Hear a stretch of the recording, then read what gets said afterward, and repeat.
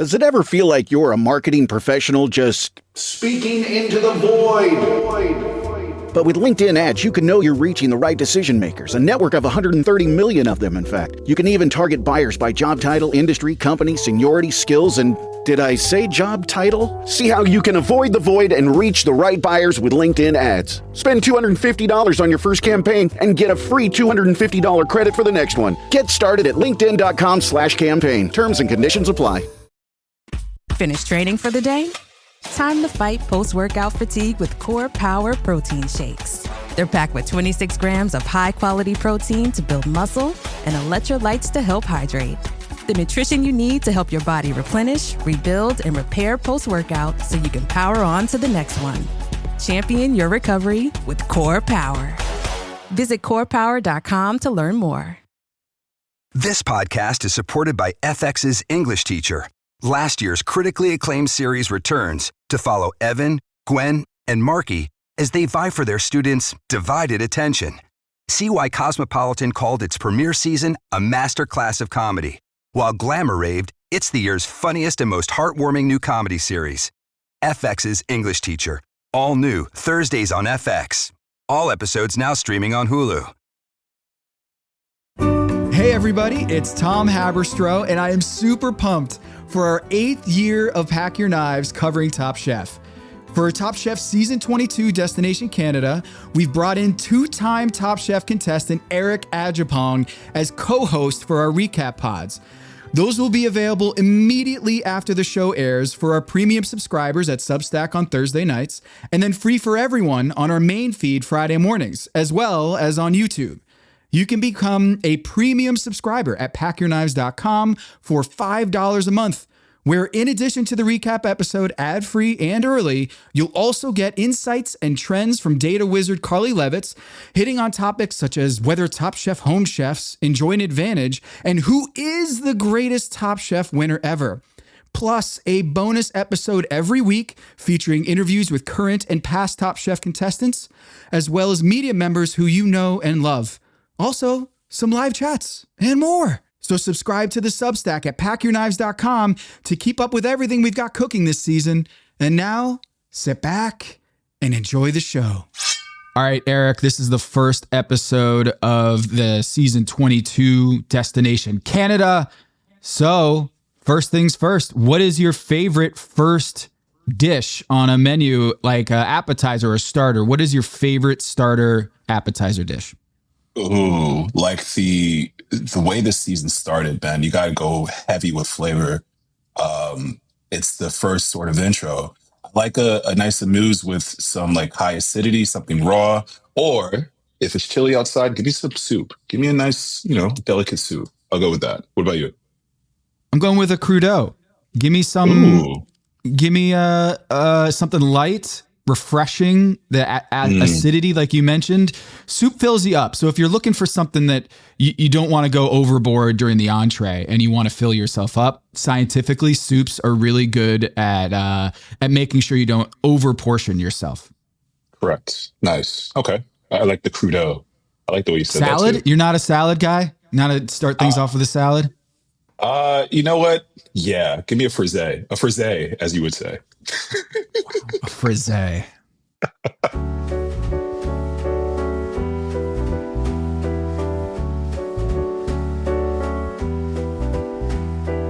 This is Pack Your Knives. I am Tom Haberstroh, and as always, I am joined by Eric Adjepong. Chef, welcome to the draft. It is the draft, man. How you feeling? I've listened to many a drafts on Pack Your Knives. I am honored and amped to get in and have my own shot at victory this season. That's season 22, Destination Canada. Man, it's going down in a major way. An amazing first episode. I got my team. I'm ready to go. How are you feeling? I'm feeling really good. Couple things. This is a really strong big board. Yeah. I had a really tough time breaking down my big board because the chefs this season, not only do they have a lot of pedigree and their resumes are strong, I feel like this is the 2003 NBA draft where you got LeBron, Dwayne, Chris Bosh, and Carmelo, and it's just like, I can't go wrong. I feel like with a lot of these chefs, and they showed out in this first episode. I feel like it was a really good high bar first episode in terms of the quality, in terms of the thinking. I feel like this is a really strong year. I say 96, man, with Nash and Kobe and Camby in there as well, man. We got some heavy hitters, but then also, man, I was actually surprisingly disappointed in a lot of the chefs as well. Some of their execution points too, which threw me off. So yeah, I gotta say, we'll get into it though. Yeah, this is why I'm really excited to have you on this year, is because I'm going to learn a lot from you on, like, I'm probably missing an execution thing or a mistake here or a miscue in terms of prep that you're going to be able to correct me on. So I'm pumped. I did not realize that this is not Top Chef Canada. This is Top Chef Destination Canada. So I think they're trying to disassociate between, like, the franchise Top Chef Canada, right?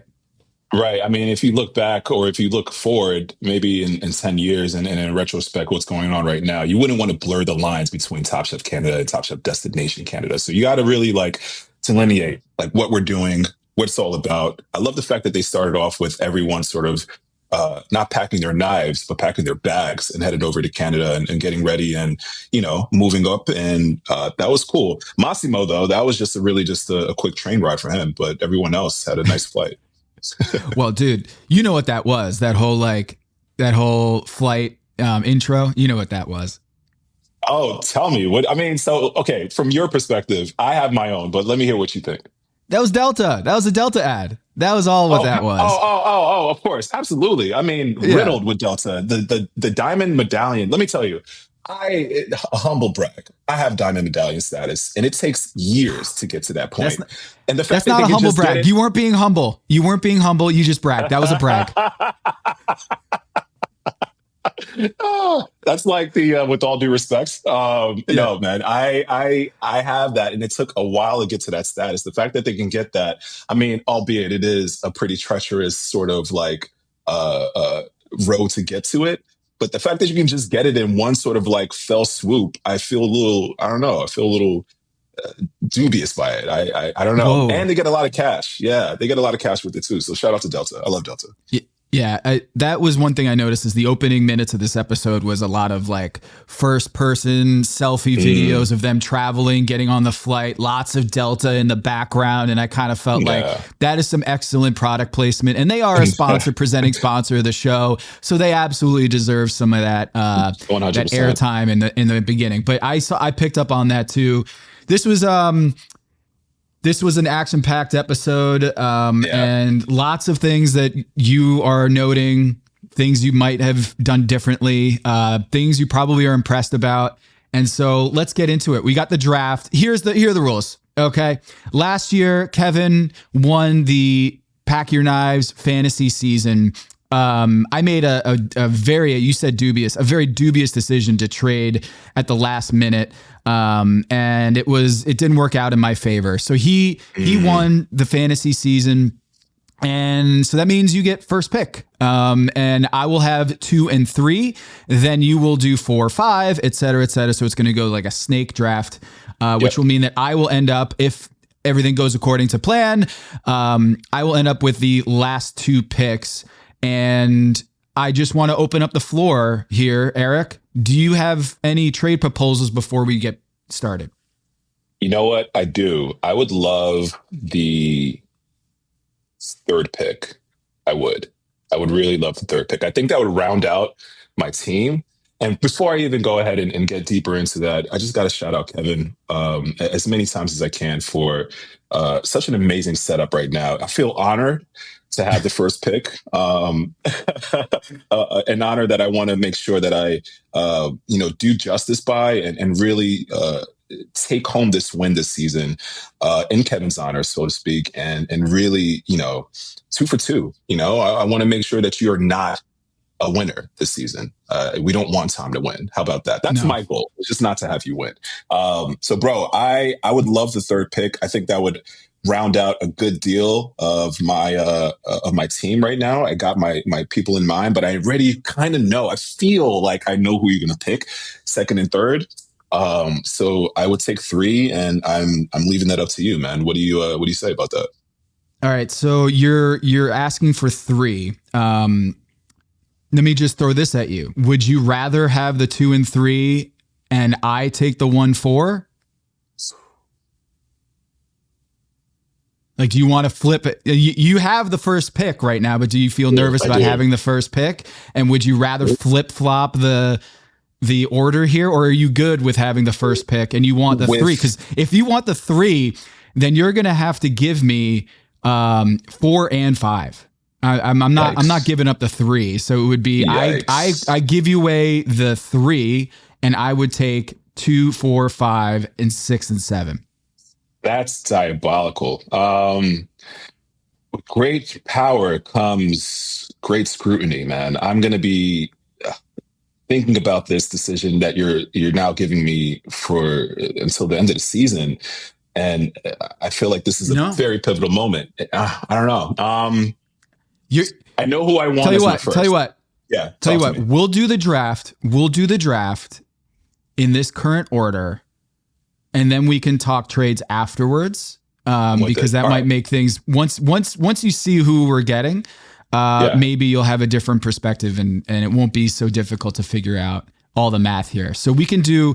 You're gonna have the first pick. I will have 2 and 3. Then you will have 4, 5. I know you want the 3 pick. But we can talk afterwards about trades. All right. So I don't know if I can say this, but Commissioner Mays just, called up from the rafters and mentioned something about the first pick not always doing so well.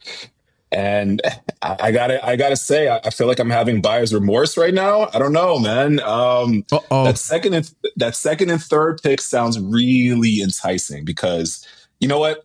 I'm going to take that offer. How about that? I'll take the offer. I'll give you number 1. Wow. I'll give you number 1. I want 2 and 3. I want 2 and 3. I do. Okay. So you've given up that you've said, Kevin, thank you for getting me the number 1 pick. I actually don't want it. I said all that just to switch up. I mean, again, this is a lot to think about. Okay. And it might come back and bite me, but I'm so confident, and because I feel like we're thinking about the same people. I really do. And I'm really confident in the second and third. I think they can take me home. I think I can win this with the second and third. So yes. All right. So we're flip flopping. So I've got 1, 4, 5. You've got 2, 3, 6, 7. Yep. So basically my order before, we're trading our orders. Wait, hold on, Tom. You said 1 and 4 for 2 and 3. Now you added 5 in there?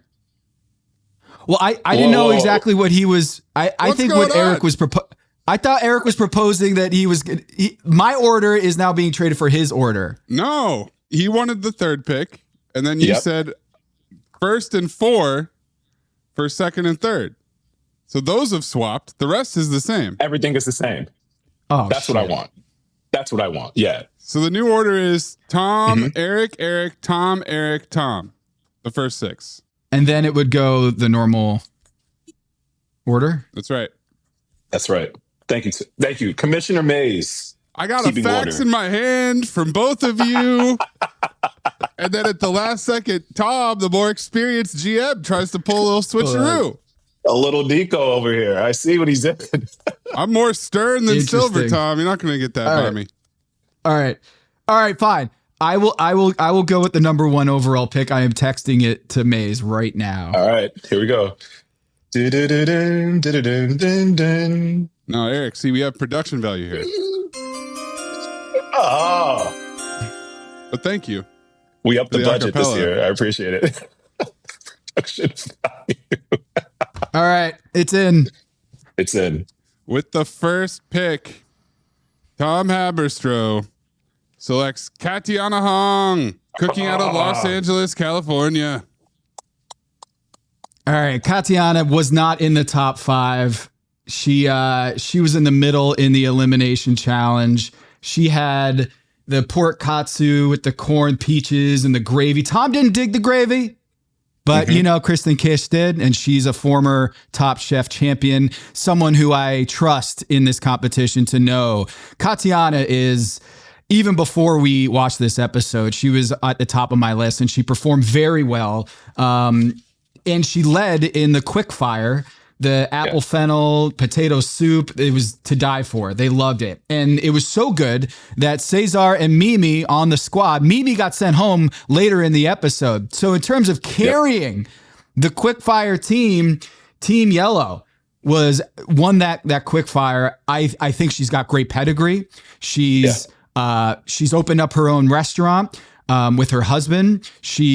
They have an assortment, a slew of awards. She's got the Korean background, Jewish parent. She's got very different kind of skill sets. She's got an amazing presence on the show. She's confident. And I do feel that Katiana, I feel like she is going to be a juggernaut on this season. And she actually didn't show out in this first episode. I kind of felt like she was a little underrated based on the elimination challenge. But I think based on her quickfire and her pedigree, I'm all in on Katiana as my number one pick. A valid number one pick. Katiana is one of the few chefs here this season that I've actually enjoyed, their food. And I gotta say, man, I'm not mad at that first pick. I definitely had Katiana as, one of the main people in my sort of running as well. She's legit. And I gotta say, I love a little battle between judges, when one person's feeling a dish and the other person isn't. You get to really understand their palate. I love the fact that Kristen really, went for it and sort of, spoke her mind, despite being or not being actually swayed by Tom. Katiana can cook, straight up. I think I was most impressed by that fennel soup in that quickfire round that she did with the team. She felt to me that she was controlling the pace, really leading that team, but also allowing the other chefs to kind of give input, which is super important, especially during those, restaurant war challenges, those group challenges. You want to be able to sort of, state your claim, but then also make it feel like a group project. And she does that really well. Her flavors are bold, like you mentioned, the Korean background, the Jewish background. She's got a little East Coast, West Coast in her. She's formidable, and I think she can really take this. I think Katiana is a very, very strong pick. Absolutely. Now, did you have her high on your big board? I did. Before I let's just say she would have been my next. How about that? Katiana is definitely. All right, I think I know who you're going with on this one, but I will agree on that point about when Kristen and Tom don't agree. I really like that because sometimes as a viewer, you worry that there's groupthink going on the show. Exactly. Is that just when Tom comes out and says, I didn't like this gravy. I thought it was the worst thing on the plate. And then Kristen's like, I actually love this. That makes me feel like the integrity of the show is intact. It makes me feel better as a viewer that it's not just whoever spoke first is going to lead the way. And I love the fact that it was the lead judge, Tom, that spoke first and mentioned something not negative, but, not necessarily feeling the dish entirely. And you have sort of the zag to the zig with Kristen. And she's like, no, I get it. I love it. And the flavors are strong. So you're absolutely right. There's not groupthink in it. And it really, hopefully, will sort of pan out to have some individual sort of thinking in this dish. So, yeah, I commend you, man. Not a bad pick. But I think I'm ready. I'm ready to go. All right, before we get to your pick, I wanted to know, one reason why I liked Katiana is I noted who was the speaker for each team in the quick fire. And that tells me a little bit about leadership is who is the speaker? And I wonder, did you ever think about that when you're on a group challenge? And was that kind of queued up by the producer or by the host? Like, Eric, were you who was the leader on the team, or who decides to speak up as the spokesperson for the team? Because Katiana was that for Team Yellow. In a room full of alphas, it's almost like who's the alpha of the alpha. And Katiana went ahead and spoke very boldly, but also very softly and presented a dish. It wasn't like, Anya, who felt like she got, not represented at all, really, with her, with the cabbage.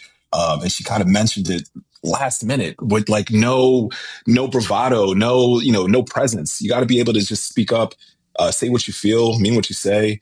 And Katiana did that both times, and I definitely noticed that as well. So she has she's not afraid of the clutch, man. She's not afraid of the time to be in front of the judges, and that's also a really, really great sign for a winner. All right, let's hear it. With the second pick, Eric Adjepong selects Vincenzo Vinny Loseto, cooking out of Napa, California. Vinny, my cousin Vinny. I gotta say, what an amazing chef, man. Skills, bravado. He goes for it immediately. He did something unorthodox with creating that sort of apple soup cup, something that felt gimmicky to Lena, but ultimately boded well for their team. I love his mindset around food. He looks like sort of the Willy Wonka of the group. I got to be honest, man. Very Wally Dufresne, very sort of Jose Andres. Being a sous chef at 25 years old is extremely impressive. It shows diligence. It shows sort of like a want to be number one in the kitchen. And it shows confidence, man. He has technique that I've seen not a lot of chefs pull off. And, throwing the liquid nitrogen in the consomme to cool it down, to clear it up. Like, come on, bro. Like that's high level there, man. Talk to me about that. When you're making a consomme, you can't have your broth too hot, because you're typically putting in egg yolks, or excuse me, egg whites rather, to help clear up. And if you did, then you're essentially just creating egg drop soup. And I think he mentioned that as well. So you cooled it down just ever so slightly with that liquid nitrogen, adding a couple of those sort of like pints into it to bring it down to a temperature, especially in a 2-hour cook. To bring it down to a temperature so we can go ahead and clear up that consomme. There's just the levels of thinking behind every dish was so intentional. Bringing smoke, bringing other elements other than just, flavor. It's smoke. It's an experience. The poached fish that he had in his elimination dish looked absolutely, without tasting it, I can tell that it was just textbook. Vinny is confident. He knows what he's doing. He speaks really, really well about his food. And he has a very sort of like clear vision about who he is and the food he wants to represent. And he has his brothers kind of behind his ear, right? Like, I don't know if you have brothers or anyone older than you. Two older brothers. Yeah, exactly. So you know the deal. When two older brothers are sort of like, bro, you better not mess up. You know what I mean? Like, you have that sort of, what's the best way to just coin it? You don't want to mess up. You don't want to mess up at all. And I love the fact that he has that. And on top of the fact that he just looks like he wants to win this competition in total, man. So I'm choosing Vinny as my second pick. I feel like he might have been high on your board as well. Yeah, he was number 3 on my board. So I would have taken him with the third pick. So you got him. You swoop in, get the 2 and the 3, and you steal one of my top 3 picks. So Vinny, let's not ignore his resume too. I mean, he was Bocuse d'Or. He was on that team. He was also honed at Nomad, 11 Madison Park. He's like, he went from Kentucky to Duke, to UCLA, like in terms of the pedigree going into this competition. He's got an incredible background. I'm also noting that he was not the bad boy this episode, but definitely if there is a villain on this season, the only one that I kind of feel like was a little bit bold or kind of have sharp elbows in this episode was Vinny. And Lana was like, I'm not feeling this apple bowl at all. But you know what? All right, we'll go for it. Cause he was pretty strident on wanting to have that bowl, that apple bowl. And you know what? I think it did wow the judges. Tom did say, look, this is a little gimmicky, but it works because you get a little bit of that apple flavor on your last few bites. So I don't know if Vinny mentioned that, is like, this isn't just an aesthetic thing. This is actually a flavor thing. And he was able to, get that on board. And look, that final dish, it was the clear winner. the elimination challenge. Going into the judges table, I had written down before even the top 5 were announced, I was like, Vinny won this. And same. Yeah. The fact that you are in the first episode so clearly better than everybody else with your dish, I think speaks to your talent. The only thing that had me knocked down on this board was just, will his attitude or his alpha dog temperament, will that backfire at some point in the competition, that when you need other people to like help you in the kitchen, will that backfire, that you're not the greatest team player, or you're just more bold and just stronger in your leadership? And so Eric, that was the only thing, but everything else, the cook, the skills, the background, he's top 1 material. He absolutely gives a little bit of that sort of alpha, and I can do this by myself mentality.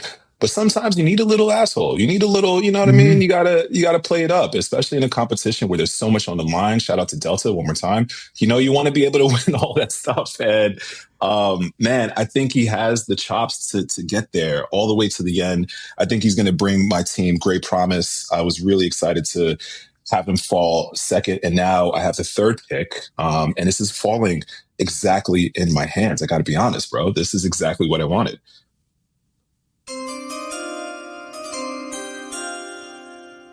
One of 2 chefs cooking out of Chicago, Illinois, Eric Adjepong, with the third pick, selects Cesar Murillo. Oh, my guy Cesar, just smooth, suave, so much skill, man. To put out an umpapet really in an elimination challenge, man, lets me know that this guy knows what he's doing. He has skill. It was probably the most technical of all the dishes I think I saw during the elimination challenge. And it's one of those things that you don't, it's one of those things that you don't really know if it's done well until you crack into it. And that shows me, at least, that he's done it multiple times. Flavor seems strong. Very kind of on the opposite of Vinny, where he has a sort of like soft-spoken, humble, quiet energy to him, and I think we mentioned he's the guy that's going to be running with the headphones on and, very to himself. And I like that energy about Cesar. His flavors are strong, from Chicago with the Mexican heritage background, farm to table. This guy really, really knows what he's doing. Coming from Chicago in and of itself, man, one of the best food towns and all of America, if not the world. I'm really, really impressed by him this first episode. And I think this guy is going to bring great promise. He's cool. I like the way he looks. I like the way he cooks. I like the way he's a team player. I'm proud to have Cesar as my third pick. Okay. This really impressive. The fact that he basically doubled up. He had in the quickfire challenge, he was on the winning team. And the elimination challenge, he was in the top 5. That's the only chef in this episode that had a double-double, so to speak. So that's impressive. And he was number 6 on my big board. He also doesn't have a high profile. Like, he's kind of an unknown in terms of like social media, celebrity status. I think he's under the radar. He's kind of Kawhi Leonard in that sense, where it's like he's underrated, he's quiet. But man, when it comes to his performance in the episode, can you walk me through how risky it is to do that little rap thing that he did for the elimination challenge, and like what it takes to have that kind of foresight and boldness to do that in the first episode, which seems like a high risk, high reward move, but very high risk. It's really a dish that I would pull out if I was maybe midway through the season and I saw the end goal and I saw that like I could possibly make it to the finale. That's the dish I would pull out. You know what I mean? It takes skill. It takes a really deft hand. You have to be super delicate. You can't have hammer hands, man. You got to be able to sort of roll everything. So his prep time and his sort of like, he also mentioned it with Mimi's dish, like, man, cooking pork at the last minute, I don't necessarily know if that's the smartest move. To me, that also helped me like almost like fortify this pick for me for the third pick, because it tells me all about his prep work. And really that's the man, I can't even stress it more than 50% of the game. How you prep is how you finish. And the fact that you can do that really difficult dish with 14 other chefs in the room, in the kitchen, and it came out almost perfectly, lets me know that if he had all the time in the world with no chefs around him, with a less sort of competitive field to deal with, he can do some wonders. And he had the time, he had the space, and he really executed one of the most difficult dishes in culinary, honestly. And he did that on the first challenge, bro, the first challenge. So he's got clear execution chops, clear prep skill, and the flavors and a very were very steely bold. demeanor. Like, Yeah. they had to ask him, like, hey, do you, like, you're not even showing any emotion out here. And I don't know if that's a positive or negative. What do you think? You said Kawhi Leonard, and that's exactly the vibe I got, man. Like, like he's really good about what he does. And I love got the you fact on that one too, Eric. Don't worry. Where's my Kawhi laugh? You have a Kawhi laugh on your You have a soundboard? Kawhi laugh? Yeah, I just gotta find. Oh, there he is. There he is.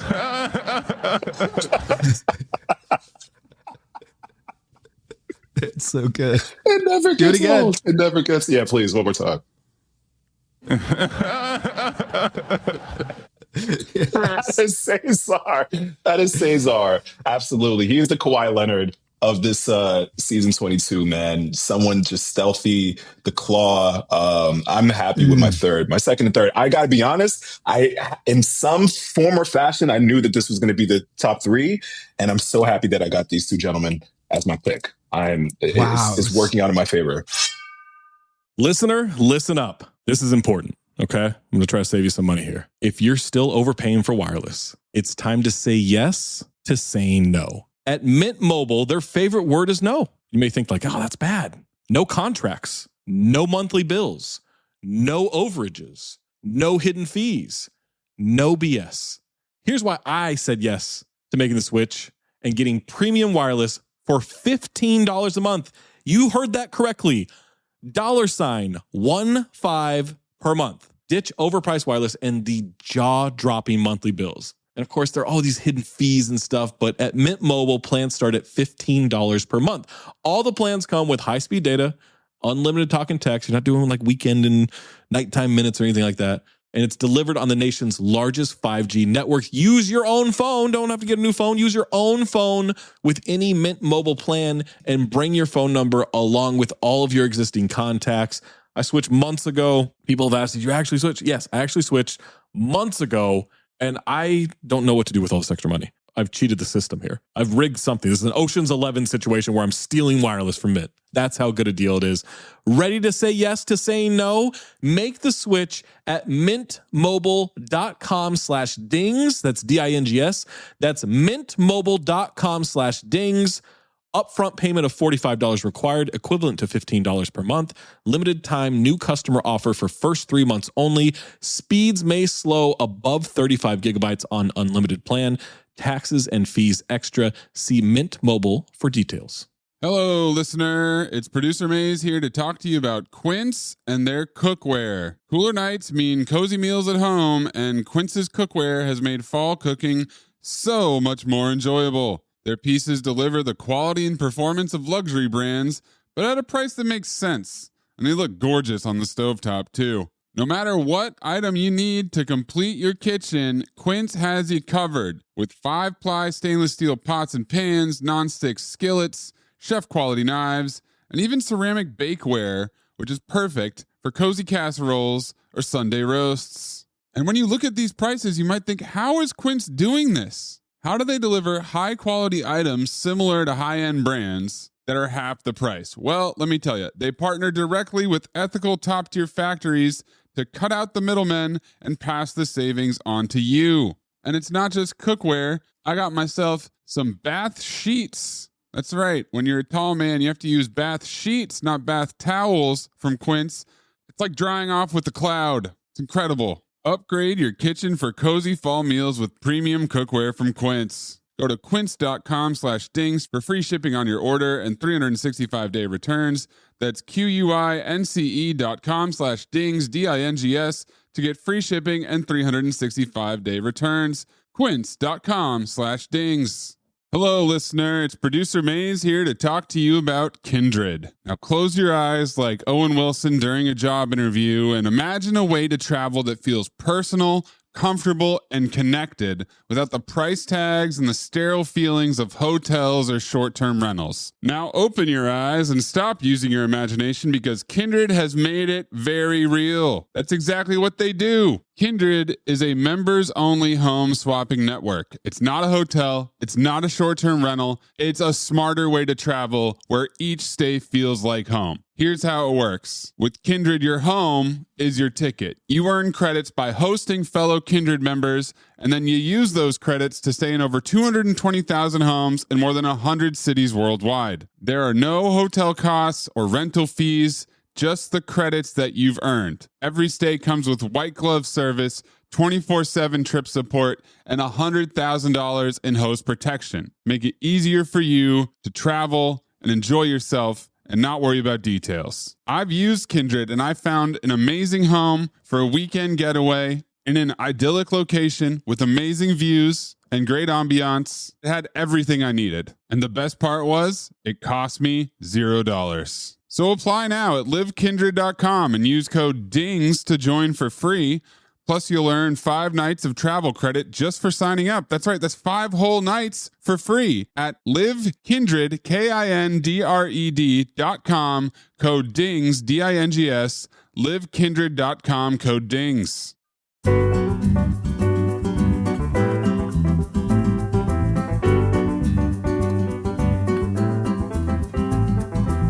I wonder if you will guess my 4th pick here. Maze? With the 4th pick of the Pack Your Knives draft, Tom Haberstroh selects Shuai Wang You got out it. of North Charleston, South Carolina. Well done. You know I love these Southern chefs, man. Shuai Wang is legit. He was in the top 5. The team loved it. Tom loved it. Called it just beautiful work. His elimination challenge dish. He's a guy that has a very chill demeanor, it seems. He's got a good sense of humor. But most importantly, you know, this guy has a ton of acclaim coming into this. He was his restaurants in North Charleston. He was named the 2025 South Carolina Chef Ambassador. It hit top 10 best new barbecue restaurant of 2024 by Southern Living. He's a James Beard Award nominee for Rising Star Chef in 2017. Jackrabbit Philly, a legendary spot there in North Charleston. He was the leader of Team Green when it was time for him to speak, or his team to speak. He was actually the leader above Massimo, which is saying something because he has a loud, boisterous mentality and personality. The steamed clam with oyster mushroom was like with the baby bok choy, and the decision to use maple syrup, and he executed it well. It was a pretty out of left field decision to use maple syrup as his ingredient, and it landed. He didn't overpower the dish, and he also knew, like, I need to kind of mute it a little bit so it doesn't become everything that you taste. I think Shuai Wang is I'm glad you didn't pick him. I'm curious where you had him on your big board, because I was very happy to get him and Katiana here. Yeah, no, Shuai was definitely up next for me, man. You got the guy that I wanted. Super impressed by his, going into these sort of quick fire challenges, and, you're just tasked to just pick a random ingredient. I love the fact that he tried to honor Canada as much as possible. That it could have been one of those ingredient pulls that would have backfired tremendously if you weren't so if you didn't use such a deft hand, right? Like if you went really hard with the maple, it could have just absolutely blew the palate of everything, because maple is just extremely, extremely sweet, as delicious as it is. And it shows skill that you can show flavor profiles. You can bring out that sort of essence of the maple, but not have it be the star of the show. And, to me, with Shuai, it showed also restraint as well. Like, I don't need to be the one to like hammer home my ingredient. I can understand, this is a background singer, and, the whole orchestra, so to speak, or the whole band of this dish. And I love the fact that he had an amazing showing the first round. I think Schwai is great. I love his personality. At least so far in the first episode, he shows a lot of skill. Schwai, again, was definitely on my board. And now I think the game has started, bro. I think we've gotten some really, I think this is where it really gets nice and interesting here. With the 5th pick in the Pack Your Knives Top Chef draft, Eric Adjepong selects Henry Liu, cooking out of Houston, Texas. That's right. Oh, you knew it was coming. Henry Liu, coming out of Houston, Texas. One of the few chefs in this season that has Southern roots, New York roots. Man, what a bold way. And I love this move specifically. I went out on a tartare. He goes in with a tartare. And Henry, that's such again, one of those sort of like final dishes that it's not quite the risotto, of the Top Chef world. We'll get to that. But it is one of those dishes that can be highly controversial because there's not necessarily a lot of cooking happening there. But that cracker that he showed, oh my gosh, how elegant and how just crispy and the combination of the ribeye using that. And it showed a little bit of dare too, because there was a point where I think Tom had asked him or someone at the judges table had asked him about the ribeye, and he sort of was like, man, I thought about that too. Right. And love that. I love that. Yeah, I love that. I absolutely did. I think Henry, goes with his gut. And that's really the best way to cook when it comes to these competitions. You can't second guess yourself. And the fact that this sort of gut decision, this sort of like fortitude that he had to go with the ribeye out of all the other cuts that you can use, and make a beautiful, gorgeous tartare that seemed luscious, it seemed flavorful, it seemed like it was spiced well, had great texture with that cracker again. I was really, really impressed by Henry. And I gotta say, man, I was, if it wasn't for Schwai, man, I think, or at least it wasn't for Henry, right? I would have picked Schwai there, but I think Henry does a really, really great job with his food. And I'm excited to see him cook for the rest of the season.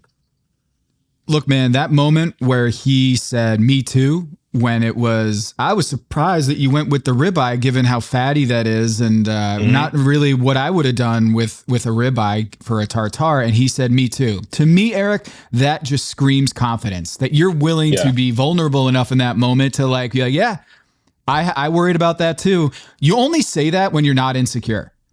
When you're secure with your decisions, secure with yourself as a chef, you're willing to convey a little bit of not weakness, but you have that kind of mentality that you're going to check your own work. I feel like someone who was insecure in who they were as a chef, they might have responded in that comment, that feedback with really?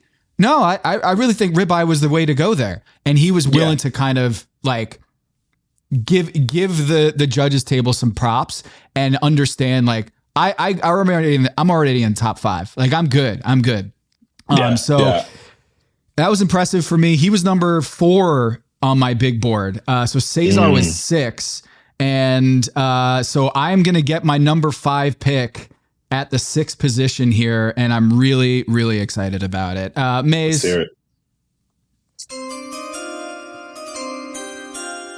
With the 6th pick of the Pack Your Knives Top Chef draft, Tom Haberstroh selects Lana Lagomarsini, back-to-back Bronx chefs here in the middle of the draft.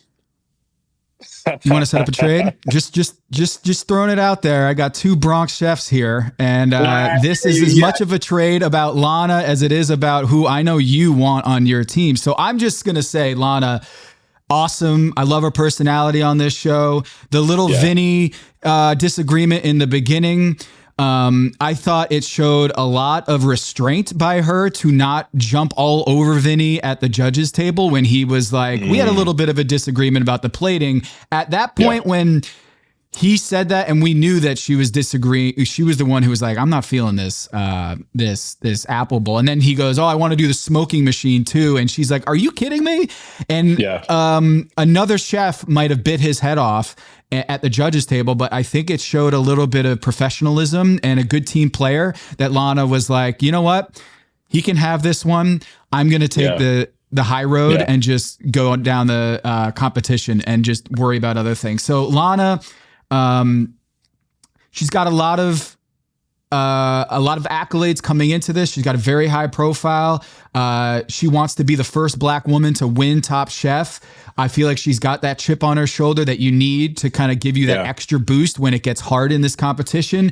So Lana, although she was not on the winning team for the quickfire, and I would say even that dish success was probably more because of Vinny's vision rather than Lana. And then in the elimination challenge, the seared salmon with the dawa dawa cream and the lamb fat roasted mushrooms, I would probably order that dish probably top 5. If I'm looking at a menu of all these dishes, that looked awesome. Like the lamb fat roasted mushrooms there, sign me up. So Lana, welcome to Team Tom. A fantastic pick. I might have to request a trade with that one. For many reasons. I got to have someone from the Bronx on my team. But more than that, I think Lana, to your point, man, is just an amazing chef. So impressive. I thought the sort of restraint that you mentioned about, the disagreement with Vinny and allowing him to kind of run point a little bit, but still being boisterous about, what she didn't, like. And then also kind of checking herself at the end was really, it showed no ego. And that's kind of what you need as well in a competition like this. That dawa dawa cream, dawa dawa being such a formidable, it's funky. It's fermented locust bean. And to use it in a way, I think one of the chefs had mentioned it, like being familiar with it. And not sort of overpowering, because it can very, very easily overpower almost anything that you put it up against. So to use that with that sort of like delicate, deft hand, and put everything else together, that roasted tomato that you mentioned, potato that you mentioned, and the cook on the fish actually looked amazing as well. She is a fantastic cook. She's from my home borough, and I would want to trade. I'm just going to be honest. You're wearing a Yankees hat right now. Bronx Bomber himself. I'm wearing a Yankees hat, repping the home city, and just knowing the grit and the type of like coming out the Bronx, man. That's an elimination challenge in and of itself, man. So like for her to get out and do what she does, man, she is so impressive. Again, a great resume. I love her personality on social. Her skill as a chef. I've gotten to eat a little bit of her food, and she's legit. She's the real deal. I want to trade. I'm gonna just put it out there right now. I want to trade.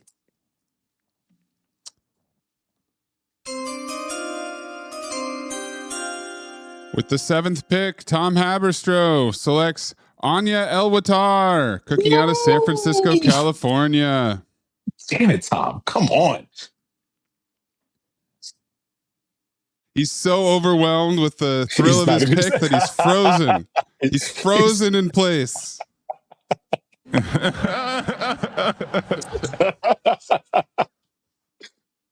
You know what? I'll take up for Anya while Tom gets back, man. Anya was so impressive. I love the fact that she spoke to the ingredients that she knows really, really well. The cabbage, picking that up and cooking with it. And working with it as well was really, really a smart move. And then that baked caviar, cracker, soup situation that she did for her elimination challenge was so impressive. Tom was mentioning top 5 dishes. I would definitely put that in my top 5. The soup looked elegant. The cracker looked even more elegant. The waves, the colors, the way that it all sort of just came together. She spoke to her nationality. She spoke to her skill set. She, to me, is a dark horse. I really love her style of cooking. I love Anya. She's kind of the mama bear in the competition, and she knows it. And she was already like all over Bailey afterwards. Like was like, yo, why didn't you even mention me? Because the Russian cabbage, like that was the whole reason why that was in the dish, and you didn't let me tell the story. I feel like she was willing to be assertive enough to confront Bailey in a respectful way and not blast her in front of the judges table. And I do think that at first, the way that they were portraying her was that she was kind of too old for this competition, or maybe she was feeling a little insecure about, her age or anything like that. she's been around the block when it comes to, running a restaurant, and she's got, she's got some really big accolades and pedigree. Her bio is strong. I think when she's the only female chef in the top 5, considering that there is a strong lineup here and that she already was feeling like, she didn't get her say in the beginning.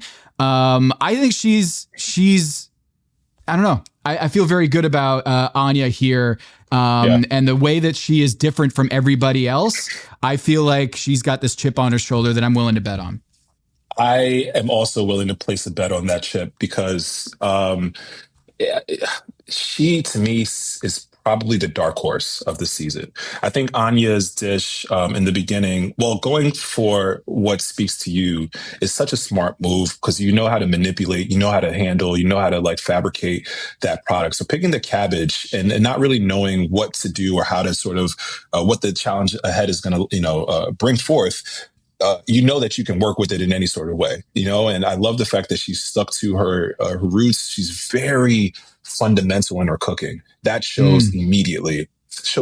But then looking at that elimination challenge, you talked about the 5 dishes that you would have if you can order. And I would say Anya's soup and cracker would be one of the 5 for me. I think that soup looks so delicate, so balanced. That cracker, like chef's kiss, man. It's hard to get that sort of wave. She, again, with 2 hours, it looked like she had she looked like she had 2 days to make that cracker. Beautiful, elegant, the caviar beetroot sort of situation that she had on it just accented the dish almost perfectly. And I really, really love her sort of stealth approach to her cooking. Not too loud, not too boisterous, but very confident. She is a dark horse for me. I had Anya on my board as my next pick. I got to be honest. We're playing. Yeah. You took her from me. But I really, really was impressed by her in this first episode. All right, who you got? With the 8th pick, Eric Adjepong selects Tristan Epps, cooking out of Houston, Texas. My guy, Tristan. I first have to preface this pick with an apology to Tristan. So episode 1, I mentioned I'm not really familiar with Tristan, but egg on my face, we actually met last year at Sobe. And this year at Sobe, he came, a gentleman, a pure gentleman, straight class, came and shook my hand and said, "It's nice to meet you again." And I'm like, dude, oh, I'm sorry, bro. My bad. And he laid it on me, rightfully so. But Tristan, man, he's got it, bro. I love the Trinidadian roots. I love that he's sticking to it. I love that sort of POV that he has behind his food.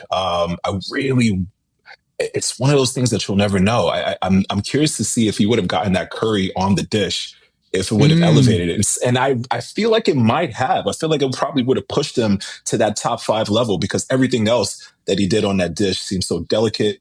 And it's a lot of technique when you're cooking that way. But time management, I got to be honest, that caught up to him, and that seems to be the theme for the lower half of the bracket, so to speak, in this challenge. This elimination challenge coming in is time management, and you have to prep right. So I'm picking Tristan. I wish I would have had him higher, and I'm only going off of this first episode. But with what he did and his skill set and sort of his POV, I love Trinidadian food.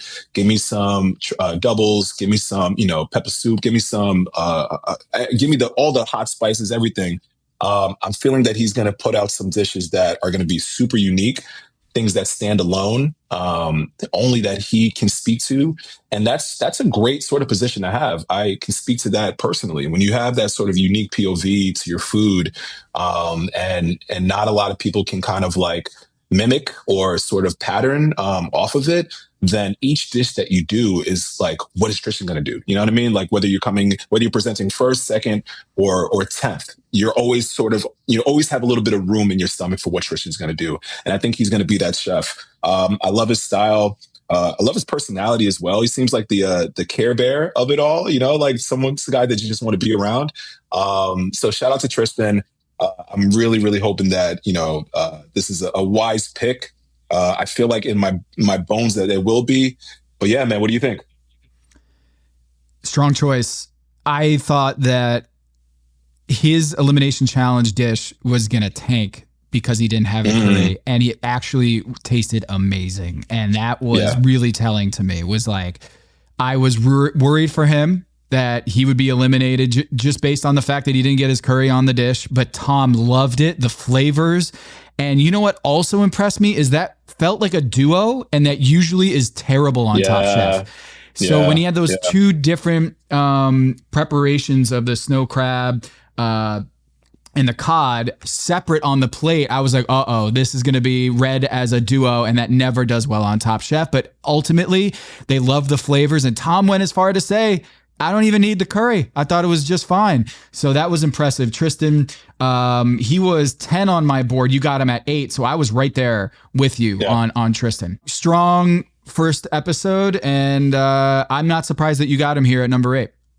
Yeah, I love the ticker that we have here. With the 9th pick, Eric Adjepong selects Zubair Mohajir, cooking out of Chicago, Illinois.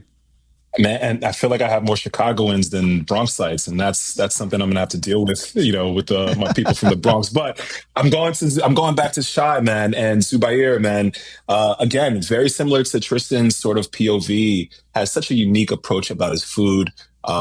He is one of the chefs that was able to get all of his prep done. It's a lot of work, a lot of flavors that he's putting together. I gotta be honest. I'm loving Zubair's food. I'm loving his flavor profile. I'm hoping that he can stay very, very true and not get swayed. For some reason, sometimes you get chefs who, in the middle of the season, sort of like pick up other things and maybe get intimidated or whatever the case is. I hope he stays true to his flavors, because he's going to be the one, if he does, that's going to put a lot of that Southeast Asian food on the map in a way that I think only he can do, but then also is going to be really well represented.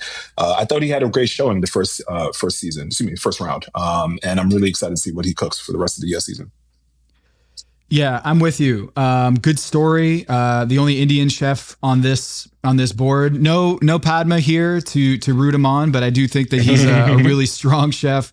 I had him at number 9. So you had Tristan and Zubair right there where I had them on my big board too. So look, man, I'm with you. Sometimes on this competition, you start kind of doubting yourself and wondering if you can keep doing your kind of food. And you did your West African cuisine all the way through, and that served you very well. This, for Zubair, to do the sauce, the turbo, the beet, and what is it?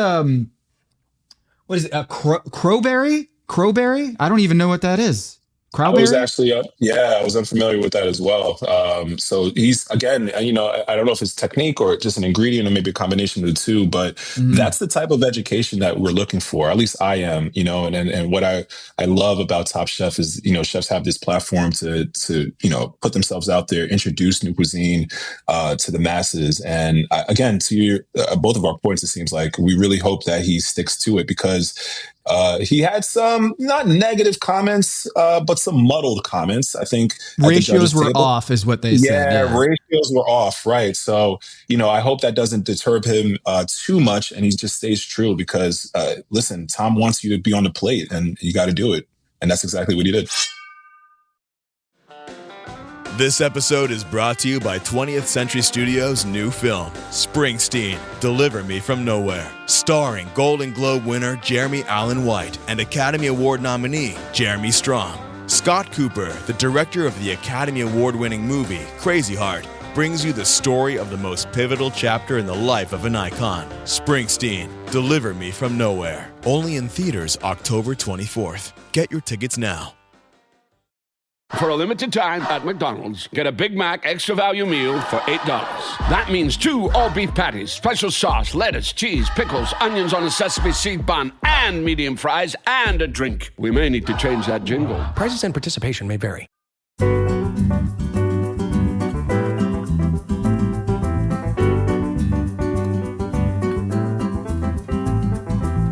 All right, my 10th pick. With the 10th pick, Tom selects the only Canadian, Massimo Piedimonte. Yeah. Massimo. Loud Italian. Let's go. Yeah. Nice. I like that. He's in your face. No doubt. He's the most outgoing of the group. I loved how they were taken aback when he introduced his dish at the table. He's someone who's going to be out there. He's the home country chef. I don't know if he had the best food of the day, but I thought that he wasn't intimidated by being the hometown chef. This seems like a guy who's like excited to be the Canadian here. And he has a really good personality. I was a little worried that he was going to be kind of an asshole, but I think he has a little bit of self-deprecation in him too. He's self-aware enough to know that he's loud and in charge, and he's got a sense of humor, and I like that about him. The potato flakes on the cod, like they noted, it seemed like something they had seen before, but and not safe, but something that they actually appreciated. They thought he did a really good job on that cook. And look, he was with Shawai and Tristan in Team Green with, I thought, a really strong dish. And I like Massimo. I agree. I think one of my favorite things about Massimo is, coming from a season where a hometown chef did really well in Sarah Bradley in Kentucky. He spoke to, the food of Canada. He has a lot of pride. I think you have almost like this, insider baseball sort of knowledge about the ingredients, about the places and the six, and that obviously bodes well, I also loved the cutaways. He had the best cutaways all episode, just like the one-offs and sort of looking in the camera. So he knows his position. He knows where the cameras are. He's a showman. He's loud, and you need a sprinkle of that in each and every season. And I like the fact that he's doing it. I agree. I thought he was going to be the asshole. I thought he was going to be the bad guy, but I was pleasantly surprised that it wasn't the case. He seems like a lovable guy. He's loud. I wouldn't be one to probably sleep next to him because I can imagine what his mornings start off like. But I love the fact that he went old school classic. And took a little bit of the story of the region and his cook. And I think that's really smart too, when you can kind of play up a story, not only in the dish, but obviously to speak, intelligently to the places that you're cooking from. So Massimo's a really good pick. Nice job. Thank you. With the 11th pick, Tom Haberstroh selects. I know where you're going. I know. Another New Yorker, Corwin Hemming. I do it. I absolutely do it. Eric just texted me, Corwin. Uh-oh. I absolutely do it. Oh, I'm getting my New York card revoked. I'm embarrassed. All right, go ahead. Yeah, the trade talks are warming up right now. Big time. Big time. I'm not even trying to steal these guys from you, like the New Yorkers. I literally had him on the board. He was my 11th chef on the board, and here I'm taking him at number 11. Got to be honest, a little nervous about the first person to appear on the episode. They opened with Corwin, and ultimately he stayed on. He had a little bit of, I don't know, some moxie. I don't know if that's really the word to describe it, but he totally blocked Kat's idea to add bread to their dish in the quickfire challenge. He said, keep it simple. I think he's got some confidence. Okay. He knows who he is, and I think that's going to work well for him. I don't know if that's going to be long in this competition, whether that will, again, the same way that Vinny, he has a lot of confidence out there. And I worry a little bit about Corwin's ability to play with others. We know that he's a great individual chef, but to me, being the first one on Top Chef, season 22, Destination Canada, the one they open with, it docked him a couple points, even though that might not be fair. The kiss of death, man. Sometimes, I feel like the producers know this so much about being the first. They sort of are playing Scrabble or just, kind of switching it up a little bit for the viewers. I gotta say, Corin's dish, man. Well, shout out to Corin, my restaurant Elmina, another shameless plug. He actually stopped by, and I was really appreciative of that. So I got to speak to him face to face. I try to get as much insider info, but he was very just lips are sealed, and I respect that. But cool guy, man. Having not met him before, really, really confident in his food, really confident as a man as he walked in the room. So I love that, and I definitely got that sort of vibe immediately. I loved Corin's dish. It seemed like it didn't come together flavor wise, but the cook on that beef that he did, and also slicing it in that way showed a lot of skill to me. It looked like it was well rested, looked like it was beautifully seared. Cutting it in that sort of way, that cross bias way, was really just intelligent ways as far as technique is concerned. Now, if he brought the flavor with it, and again, I wasn't there, obviously we weren't there to taste the food, but if it sounds like if he brought the flavor with it, that would have been a really formidable dish as well. So I'm looking forward to his food. Shout out to New York as well. I'm sorry I didn't pick any of my New Yorkers. I'm embarrassed beyond measure, but really, really solid pick of Corin. With the 12th pick, Eric Adjepong, aka Team Chicago, selects Bailey Sullivan. I don't know what the hell is going on. Lord, Bailey. I'm going with Bailey for a couple of reasons. She obviously has strong tutelage, but it takes guts. It takes guts. Probably a move I wouldn't have done to do a risotto, a carrot risotto. Tom had mentioned you're not focused on the rice, and it should be a rice dish. For that first course, I'm so glad it wasn't the worst risotto, because clearly she would have been up for elimination and a lot faster. But it also shows some gumption. It shows that she wants to go for it. The plate looked beautiful despite some of the errors that she might have made technically with the dish, or just maybe the focus of the dish. It was a really beautiful plate of food. And that goes a long way. When we're looking at a show visually, you don't get to taste the food. You got to plate it up. And the flavor profile, at least, sounded really, really good. I like Bailey. She seemed really strong immediately.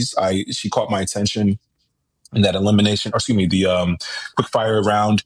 I really wish that she would have let Anya speak a little bit. But again, to your point, someone who speaks first and speaks for the team shows a little bit of confidence. And I think Bailey has that. Yeah, a lot of confidence to use risotto.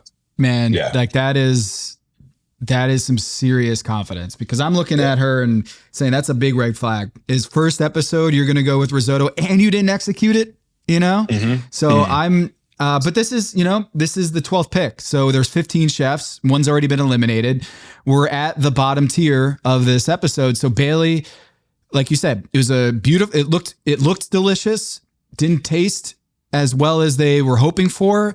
And the mentality to go with a risotto right off the bat, you got to nail it if you're going to do it. If you're going to go for it, you got to nail it. She didn't, but that's why on my big board, she was at 13. I'm curious who you have at 13. At 13. With the 13th pick and Eric Adjepong's final pick, he selects Paula Endara, cooking out of Lexington, Kentucky.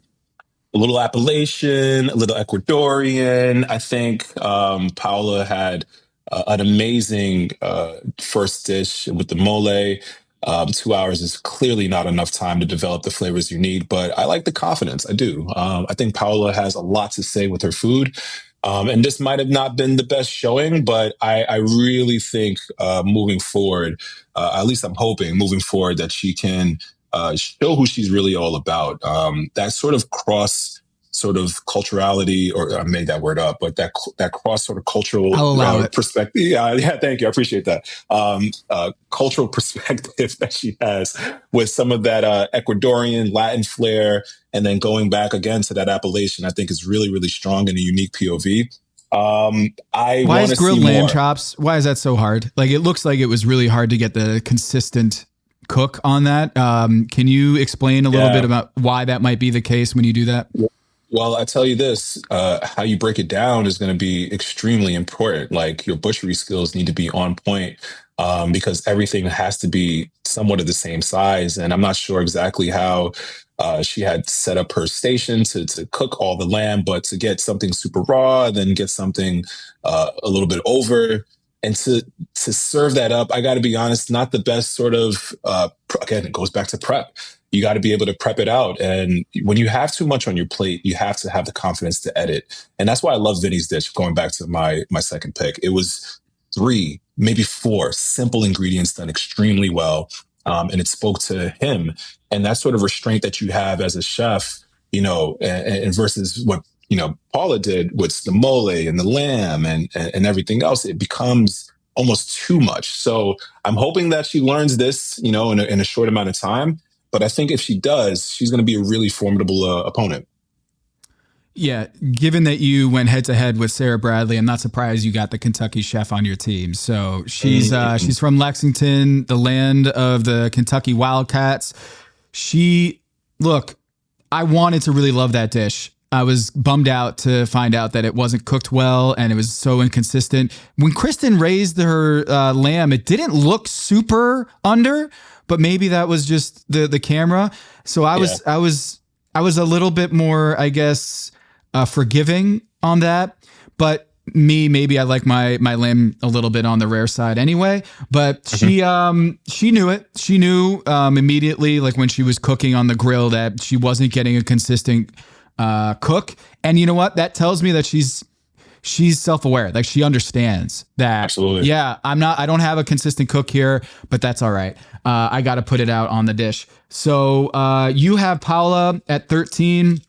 I had her at 12 ahead of Bailey, just because of the risotto choice to me was not the strongest thing you want on your team. But hey, I ended up with the 14 and 15 on my ballot on my big board here. I'll send it in, but we already know what it's going to be. Yeah. One. All right. So, well, remind me, Tom, don't I get the 15th pick? Oh, really? Because you know what? It's You're 7 right. on 7, and then the last pick is my token dark horse. If I win all of Top I love Chef that. with you know what? You get that it. Everybody passed on. All right, I will text you my pick, and then you will get the last one. Here's my pick. With the 14th pick, Tom Haberstroh selects Kat Turner, cooking out of Los Angeles, California. So she's Billy Corgan's private chef, or was Billy Corgan's private chef? Smashing Pumpkins. When's the last time that reference came up? That was amazing. Wow. That was. I did not know this. We knew that she was with Tom Haberstroh, so it will come up quite a bit. Our Billy Corgan doppelganger. Apparently, I might be a long lost brother. Why am I blanking on his name? Who's the stand-up from Boston? Why am I blanking on his name? Bill Burr. Bill Burr. Yeah. Bill Burr. Yeah. Long lost brother Bill Burr. Was Kat Turner also the private chef for Bill Burr? We will never know. We'll have to ask if we get the chance to have her on Pack Your Knives. Kat Turner, man, look, we know that she's an actress. We know that she moved into cooking, and she's got real props coming into this competition, but she ran out of time, and that has been a really, really tough thing to overcome for a lot of past Top Chef contestants. Time management is huge. And not only did she not get a lot of the protein onto the plate, she didn't get the cherries, tomatoes onto the plate, and it was all over the place. I'm worried about Kat. However, at the 14th pick, I'm happy to have her. I think top 1 through 15 in this season, I think, is as strong as we've ever had on Top Chef in a non-All-Star season. So Kat, the inconsistent delivery and presentation, and the fact that you didn't get all of this, and you did seem, it wasn't like she was calm, cool, and collected. It does seem like her hair was on fire for a lot of this episode. Yeah. So what are your thoughts on Kat and the fact that she told Tom that he has Riz. I don't know if that's a positive or negative on the show, but I did note that for Kat that she's got a great personality, but not great time management skills. You know what? The Riz, I feel like we buried the lead with the Canadian tuxedos at the first quick fire. Everyone looking really dapper, and Kat, sort of in her actress, I feel like she's been in a lot of amazing gowns. Sort of caught the style immediately. She has the most style, I think. She's very stylish. The bangs, speak for themselves. But like you said, hair on fire, man. She cooked very frazzled, and it seemed like that from the beginning of the cook. You're doing wild rice in 2 hours. Good luck. Like, that's a difficult task for an 8-hour cook. It takes time to develop flavor. It takes time to break down all that fiber and husk. And then the salmon and the tomatoes and the cherry tomatoes and everything else. I felt so bad that she couldn't get everything on the plate. But to your point and to your pick, not having everything on the plate and still being able to sort of evade elimination, that shows some skill. That shows some flavor on that plate. She clearly brought a flavor despite, bringing everything so last minute, but she needs to get that time management together. I've been in that situation where the clock, I feel like all chefs, maybe the clock is just against you. And it really is you versus, it's like golf. It's you versus yourself in that clock. And, and you really have to be mindful of the time that you put into each and everything. And again, like I mentioned before, you got to edit. If it's not working out, you got to eliminate it. And sort of like Tristan, he knew it wasn't going to work out. He took it out and still gave a really good dish. And I think, honestly, everything, all the components on that dish probably needed each other. So the salmon needed the tomato needed that wild rice. So I get why she wanted to, make sure everything was on it. But, the plate up and that first sort of impression, it speaks volumes. So I'm hoping for the best, but I got to be honest, that was tough to watch. Yeah. All right. So there's only one left. We know who it is. Maze, who's going to be joining your team? The 15th and final pick of this year's Top Chef draft is Mimi Weissenborn. Will she be able to replace the dynamic douchebaggery of Chef David Murphy from last year? I doubt it, but probably giving me more of a chance to win this thing. So welcome to the team, Mimi.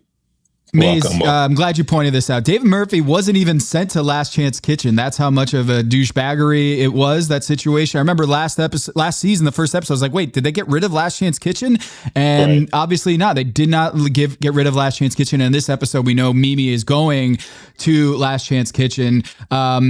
Just not a great showing. And the fact that she got sent home instead of Kat is indicative of the flavor on that dish. So I hate to see it because Portland, Maine, I love Portland. I was there this past summer. I didn't get a chance to eat her at her restaurant or eat her food, but I was really hoping that my fellow New Englander would be able to go deep in this competition. But yeah, Mimi, it wasn't in the cards. Yeah, it was tough to watch. When I saw that pork tenderloin with still silver skin on it, she still needed to fabricate it in 30 minutes and then cook it. And then she wanted to brine it on top of that. I'm like, in what world? It's not going to work. You got to be able to think fast. It was really, really difficult to watch, and it stinks to go out the first round. It clearly doesn't show your skill or what you're all about. But I mean, making the competition in and of itself is an amazing feat or, achievement, so to speak. So I really wish that she, had the time to do what she wanted to do. And I'm so curious to see what that actual final dish would look like if she actually had that time. But Last Chance Kitchen, we've seen crazier things happen. And I'm curious to see if she can, outduel, outwit, and outcook every other chef. This has been awesome. Eric, I feel like we had very similar boards. Like, I'm looking around my room right now, wondering if you had a camera in here, that you had a New England Patriots type, little spying action in my room. Cause my big board was almost identical to yours, apparently. Isn't that crazy? I knew we would be going with the same people. I think the split happened with Cesar, and really everything sort of thereafter. But Katiana, she was, if I didn't switch with you, she would have been my number one. Vinny, I'm happy with number two, but I think my 2-3, I'm really, really excited about. I, as a native New Yorker, born and raised, I'm very disheartened that I wasn't able to get any true New Yorkers on my team. So I'm going to definitely. Can you even go back? Can you go back to the Bronx after this? You know what? Probably not, but I'm going to send a bacon, egg, and cheese care package to everyone, and hopefully that'll amend all the wrongdoings and all that. Yeah. Here are the teams. Team Eric, Vinny, Cesar, Henry, Tristan, Zubair, Bailey, and Paula. And then Team Tom is Katiana, Shwai, Lana, Anya, Massimo, Corwin, and Kat. Maze, you get Mimi. We are going to talk trades. We'll go offline for this one, and if we need to discuss any sort of trade talks afterwards, we will re-record in a separate segment. But ultimately, I think this is going to be an awesome season. Eric, I think we're thinking very similarly in terms of the quality of chefs and what we're seeing. The fact that Vinny, I just want to make this note. I forgot to mention it. He's got immunity in the next episode. So you're guaranteed that you're going to get some points there, or at least not get the -5 on your fantasy score sheet. And that's not saying nothing. You got that immunity. He's safe for the next episode. And there's no real changes other than just larger prize winning for this season. And so again, there's no quick fire immunity. You just get cash prizes for quick fire. They got 15,000 split amongst the three of them for the first one. And there is immunity for the following episode if you win elimination challenge. And so Vinny is safe.